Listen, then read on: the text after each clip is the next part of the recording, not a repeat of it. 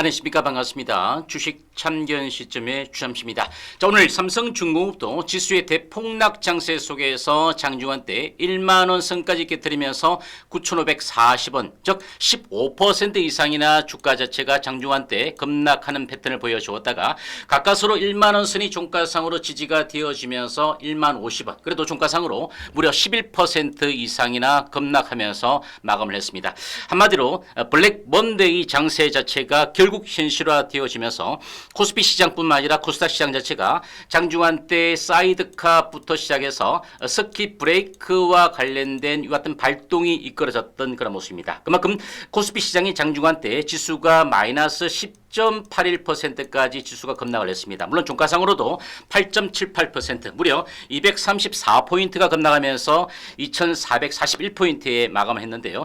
이와 같은 사이드카와 서킷 브레이크가 올해 처음으로 좀 발동되는 그런 모습이 아닌가. 그래서 사이드카 특화 같은 경우는 참조적으로 코스피 200 선물이 기준 가격 대비 5% 이상이나 빠져서 1분간 지속이 될 경우에 추가적인 변동성을 제어하기 위해서 프로그램 매도 효과를 일시적으로 효력을 좀 정지시키는 그런 모습이고요. 스킵 브레이크 같은 경우에도 쉽게 생각해서 지수가 전일 대비 8% 이상 급락해서 1분간 지속될 경우에 20분간 거래를 좀 정지시키는 이와 같은 사이드카와 스킵 브레이크가 동시에 발동될 정도로 지수가 상당히 좀 처참하게 무너졌다, 이렇게 보는 게 좀 맞지 않을까 이렇게 보였습니다. 물론 이제 삼성중공업 같은 경우에도 오후장 들어서 다시 한번 VI 하락 발동이 되어지면서 큰 폭으로 급락을 했다가 일단 장 후반에 지수가 조금 밑골을 달아주니까 저가 매수세가 유입이 되면서 낙폭은 좀 축소가 되어졌던 그런 모습인데, 오늘 개별적인 종목들에 대한 이슈에 대해서 분석하는 것이 과연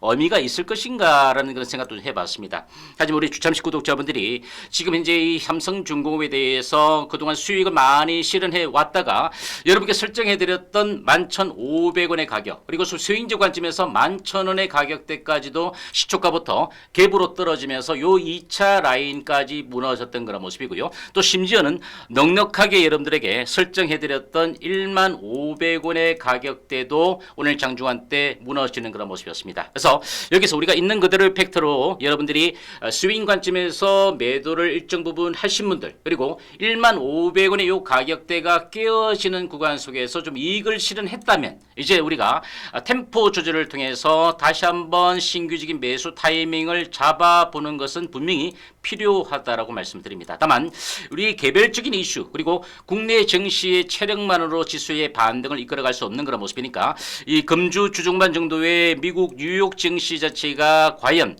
이와 같은 투매장에서 반등을 줄 수 있을지, 이 부분 자체를 우리가 먼저 하루 이틀 정도는 우리가 관망을 해보는 것도 좋아 보인다. 그래서 얼마만큼 싸게 들어가느냐가 관건이 아닌가라고 먼저 이렇게 좀 말씀을 드리겠습니다. 그래서 오늘 금일 기준으로 코스피 시장 자체가 10.81%의 지수가 폭락이 이루어졌으니까 월봉상으로 놓고 봤을 때도 우리가 3그레일입니다.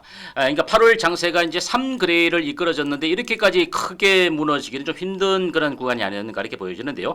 과거에도 우리가 멀리 내다볼 필요는 없겠지만 2020년도 코로나 사태가 좀 발생이 되어진다 하더라도 일간 기준에 많이 빠져봐야 한 3점 지수가 한 5% 정도 전후했는데 오늘 같은 경우에 이렇게까지 무너지다 보니까 뭐 천하장사라도 버텨내기가 상당히 힘든 그런 장세가 아니었는가. 그 이유 자체는 바로 그겁니다. 미국발 경기 침체와 관련된 이와 같은 아래 공포 자체가 전방위적으로 아시아 증시까지도 전이가 되어지는 그런 모습인데, 결국은 미국 연준에서 이 물가를 잡으려다가 고용과 관련된 부분 자체가 부진의 너브로 빠져들어가는, 즉 실업률이 3년 만에 거의 한 3% 정도 수준까지도 현재 개수적으로 확대가 되어지다 보니까 좀 실기했던 것이 아닌가라는 얘기가 계속적으로 좀 나오고 있는 그런 모습이죠. 그래서 미국 연준에서 하반기에 금리 인하의 그 9월달 인하 가능성은 이제 뭐 기정사실화가 되어져 있는 그런 모습인데, 이런 구간에서 비컷을 통해서 최소 2회, 좀 많게는 3회 정도까지도 금리를 인하해야 된다라는 얘기가 나올 정도인데, 이미 시장 자체가 초토화가 되어지고 난 다음에 이 부분 자체가 결국 시장의 방어력 역할을 하지 못했다라고 보시면 되겠습니다. 물론 이제 이런 부분들이 결국 하반기에 이번엔 단기간의 지수가 글로벌 증시가 충격파를 받아내고 난 다음에 되돌림을 줄 때 강력한 알파적인 시너지가 될 수 있는 그런 모습이지만, 일단 시장 자체가 좀 브레이크가 좀 먼저 걸려야 되지 않을까라는 그런 얘기입니다. 그죠? 따라서 이제 개별 이슈보다는 지수 하방이 먼저 우선적으로 우리가 좀 체크를 해봐야 되는 그런 상황인데요. 자, 그렇다면 여기서 우리가 냉정하게 놓고 봤을 때 이미 여러분께 좀 설정해드렸던 그 가격대까지도 깨어져 있는 그런 구간이기 때문에 만약에 매도를 이제 선행적으로 일정 부분 분할 매도라도 일단 해주신 분들 같은 경우는 이제 여기서 서둘지 말고 하루 이틀 정도는 다시 한번 지수가 저점을 확인하고 난 다음에 확인 사슬을 해가는 그 시점을 좀 우리가 체크를 하고 난 다음에 다시 한번 진입의 기회를 엿보는 것이 좋아 보인다. 결과론적으로 조선주 같은 경우는 슈퍼 후반기와 더불어서 하반기에도 여전히 실적과 그리고 업황의 성장성 자체가 담보가 되어 있는 그런 상황이기 때문에 오히려 좀 저가권에서 매수해 두게 된다면 다시 한번 고점 매도 저점 매수를 하게 된다면 상당히 초과적인 누적 수익 자체를 얻어갈 수 있다라는 부분에 대해서 인지를 좀 해주셔야 될 것 같고요. 미처 매도하지 못하셨다라면 여기서 다시 한번 추가적으로 하루 이틀 정도 지수의 영향에 따라서 주가가 좀 출렁거린다는 구간이 있다라면 여기서 이제 추격 매도 자체는 의미가 없다라고 이렇게 말씀드리겠습니다. 결국은 실적과 성장성과 관련된 부분 자체가 담보가 되어지지 않았다라면 당연히 기술적 반등이 주더라도 리스크가 있다 하더라도 리스크를 축소하고 일정 부분 소폭적인 이익이 났더라도 이익을 실현하고 난 다음에 좀 현금화 유동성 확보를 해놔야 되는 그런 모습인데 그렇지 않다라는 그런 부분이죠. 또 하나 우리가 이와 관련되어서 그나마 좀 위안을 삼아 볼 수 있는 부분 자체는 외국인들입니다. 이 외국인들이 지난주에도 제가 말씀드렸죠. 현재 삼성중공업에 대해서 가버먼트 오브 싱가포르이 5% 룰에 딱 걸리면서 결국 지분 공시를 의무적으로 할 수밖에 없었다는 부분인데 그렇다면 오늘 외국인들이 매물 자체가 어떻게 출회가 되었을까에 대해서 우리가 확인을 해 주셔야 되는데 장중보다는 장 막판에 순매수의 양 자체가 좀 줄어들긴 줄어들었습니다. 다만 3거래일 동안에 기관 투자자들이 일단은 펀드의 뭐 수익 실현을 위해서라도 그리고 또 단기적인 차익을 실현을 위해서라도 3거래일 동안에 좀 매도를 보이고 있다라는 부분. 그렇다면 기관들이 현재 시장 상황을 놓고 봤을 때 조금 보수적 접근 전략을 세워서 매도를 좀 더 지속적으로 금주까지 이어지게 됐을 때 결국 외국인들이 이 물량 자체를 받아내느냐가 결국은 주가의 하방의 폭 자체를 결정할 수 있을 것이다라고 현재로서는 그렇게 여러분들이 판단하는 게 가장 유효하지 않을까 효과적이지 않을까라고 보여집니다. 왜? 개별적인 이슈 자체에 대한 악재가 없기 때문에 그렇습니다. 그래서 일단 외국인들이 오늘 같은 경우에도 조금 소폭적인 순매수를 해서 지난 주말 같은 경우에도 올해 들어서 11.65%까지 아직까지도 외국인들은 지분율은 강하게 그죠? 두 자릿수대를 유지를 하고 있는 그런 모습이고요. 다만 이제 기관들이 여기서 본격적으로 차익을 실현한다. 즉 지난 1개월 기준 놓고 봤을 때 그 640만 주대까지 지난주에 물량을 매수했던 기관 투자자들이 3거래일 동안에 이제 480만 주대로 줄어들었던 그런 모습이거든요. 추가적으로 여기서 하루 이틀 정도 최소 이틀 정도만 더 때려내게 되면은 하방 압력을 받을 수밖에 없는 그런 모습이라서 여기서 외국인들이 좀 관망을 하고 난 다음에 어차피 너긋하게 매수해서 밑에서 더 싸게 매수할 수 있다라면 좀 매수에 가담을 해서 기다려 보겠다라는 포지션을 취하게 되면은 주가 자체가 하루 이틀 더 밀릴 수 있다라는 그런 부분이죠. 그래서 이 부분 자체를 우리가 좀 확인을 하고 수급적인 부분 자체를 확인하고 난 다음에 금주의 좀 대응 자체도 좀 효과적으로 여러분들이 참조할 수 있는 그런 사항이 아닌가 이렇게 보여집니다. 물론 이런 구간 속에서도 좋은 얘기들이 나왔습니다. K조선이 7월 달 기준으로 다시 한번 글로벌 수주량 기준으로 꼽았을 때 글로벌 수주 1위로 다시 한번 등극했다라는 그런 얘기인데요. 그만큼 지난 7월에 글로벌 선박의 발주량 자체가 237만 톤, 그죠? 237만 CGT 정도의 수준이었습니다. 그 얘기가 무슨 얘기냐면 표준 환산 톤수로 한 59척 정도가 발주가 나왔는데 여기서 글로벌 수주량을 다시 한번 1위로 올랐으면서 K조선이 선박 한 척당 환산 톤수가 5.3만 정도. 그러니까 중국에 비해서 거의 2.8배 정도 수준이 상대적으로 높았다라는 거죠. 이 얘기는 무슨 얘기냐면은 고부가가치 선종을 중심으로 양적보단 질적 성부의 선별적인 수주 전략 자체가 효과를 발휘했다라고 보시면 됩니다. 한마디로 질적 성부를 잘 해냈다 이렇게 여러분들 이해를 해보시면 되겠습니다. 그래서 이런 부분들이 지난 7월 대비해서 글로벌 선박 발주량이 46%나 감소한 그런 구간 속에서도 K조선업이 위상 그리고 입지가 상당히 높아지고 있다라는 부분 자체도 분명히 우리가 긍정적으로 봐야 되는 그런 모습인데 다만 이제 추세가 기술적으로 지금 현재 우리가 분석 자체를 하는 것은 의미가 없다라고 보여지지만 다시 한번 한번 주가 자체가 저점을 찍어주고 난 다음에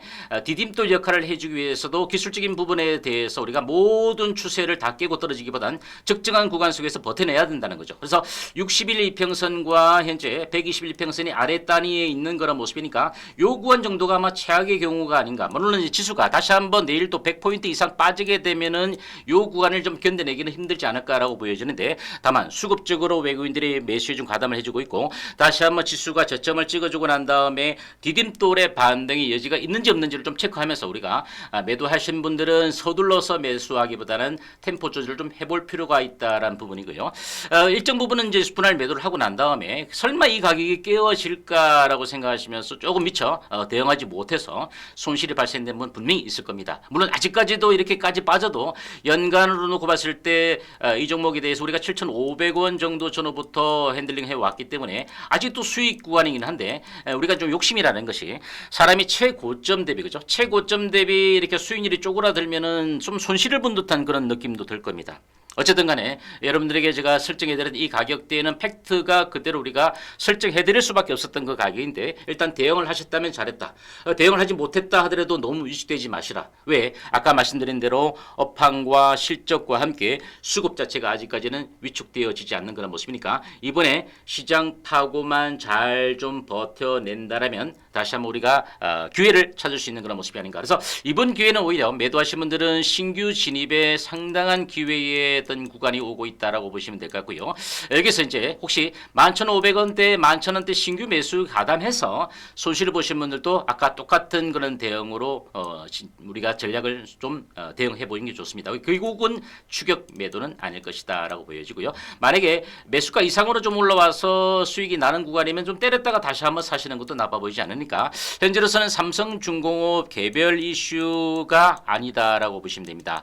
저 시장 리스크에 따라서 우리가 어떻게 좀 대응을 효과적으로 하느냐의 부분이니까 우리가 모든 종목을 최바닥, 완전 바닥권에서 매수하기는 어려워요. 바닥을 확인하고 난 다음에, 그죠? 발목 정도의 구간까지 올라오는 구간에서 매수해도 넣지 않습니다. 그래서 하루 이틀 정도만 국내 증시보다는 해외 증시 흐름을 좀 지켜볼 필요가 있다. 오늘 정규장 시장에서 국내 증시가 이렇게 대폭락 장세가 연출되어지는 구간 속에서도 나스닥 선물 자체도 여전히 약세를 좀 보이고 있는 그런 모습인데, 자, 이런 부분에서 국내 증시보다는 오늘 미국 증시가 저점을 좀 찍었다가 반발 매수가 얼마만큼 좀 들어오느냐, 이 부분 자체도 내일 국내 증시에 동반적인 영향을 좀 주지 않을까라는 부분입니다. 그래서 지난 주말부터 국내 증시가, 아시아 증시가 특히 이틀 연속 이렇게 지수가 갭 하락으로 빠져내리는 그런 모습이었기 때문에 아마 내일 정도에서는 미 증시 자체가 큰 폭의 급락이 아니다라면 국내 증시가 오히려 선행적으로 좀 반등이 들어올 수 있는 그런 부분입니다. 현재 보이시는 차트 자체가 바로 코스피 일봉 차트가 되겠습니다. 너무 지금 참하게 빠진 것도 사실이고요. 저는 또 삼성전자가 종가상으로 10% 이상 빠지는 것을 뭐 거의 보지 못할 정도인데 30% 바뀌고 난 다음에, 그죠? 이렇게까지 빠졌기 때문에 여러분들이 일단은 현재로서는 우리가 있는 그대로의 팩트에 대해서 인지를 하고 인정을 하고 그 다음에 이제 대응 자체가 필요하지 않을까라는 부분이니까 이 부분에 대해서 다시 한번 시장의 수급과 또 시장의 지수의 방향성과 이런 부분들을 감안해서 다시 추가적인 영상을 통해서 여러분들이 대응할 수 있는 부분에 대해서 참조 영상 올려드리도록 하겠습니다. 너무 위축되지 마시고 너무 힘 빠지지 마시기 바랍니다. 아시겠죠? 결국은 이번 조정 자체가 되돌림을 주면서 다시 한번 목표치로 향해서 나아가는 구간에서 조금 시간이 더 걸릴 수 있다라는 부분 정도 이해를 해보시면 되겠습니다. 아시겠죠? 자, 신규 영상을 청취하신 분들도 추첨치 채널 성장을 위해서 구독과 좋아요 한 번씩 눌러주시고 새로운 영상에서 업로드가 될 때 빠르게 확인해서 대응해 보시기를 당부드리겠습니다. 화이팅 하시기 바랍니다. 감사합니다.